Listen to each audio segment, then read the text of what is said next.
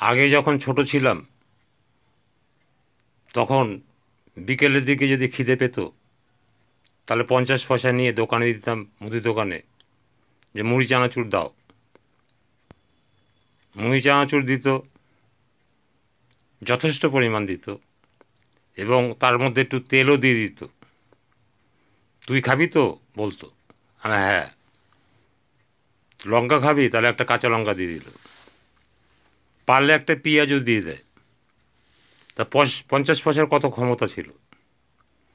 এখন যদি ঝালমুড়ি খেতে যান, রাস্তায় তো মুড়ি পাবেনই না 50 পয়সা, 1 টাকায়, 5 টাকায়।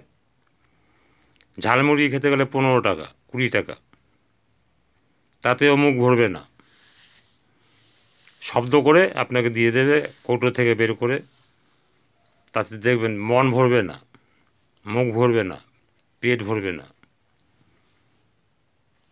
তাহলে সেই রকম যুগে আমরা চলে এসেছি।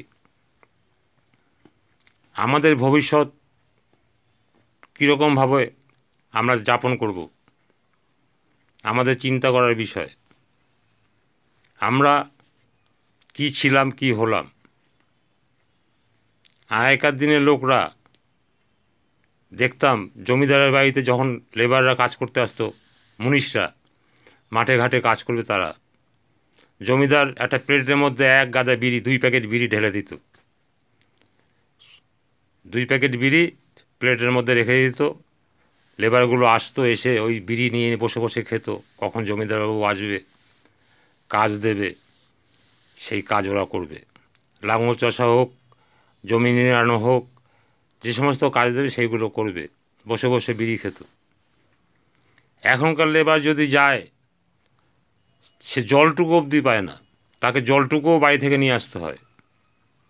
এহেন পরিস্থিতিতে আমরা বসবাস করছি। জল চাইলে বলে জল কেনা জল বাড়ি থেকে নিয়ে আসবে। মানুষের মন কত ভারী হয়ে গেছে, মানুষ কত পার্থক্য হয়ে গেছে, মানুষের মধ্যে মনুষ্যত্ব কত হারিয়ে গেছে। আগের আপ্যায়ন আর এখন অভ্যর্থনা, এখন আপ্যায়ন।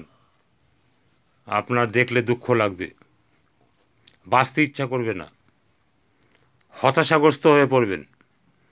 তাই পরনির্ভরশীল হয়ে আগাছার মতো বাঁচার চাইতে নিজে নির্ভরশীল হয়ে সুস্থভাবে, সুন্দরভাবে, সবলভাবে বাঁচাটাই শ্রেয় আমার মনে হয়। এটা একমাত্র নেটওয়ার্ক করলেই সম্ভব।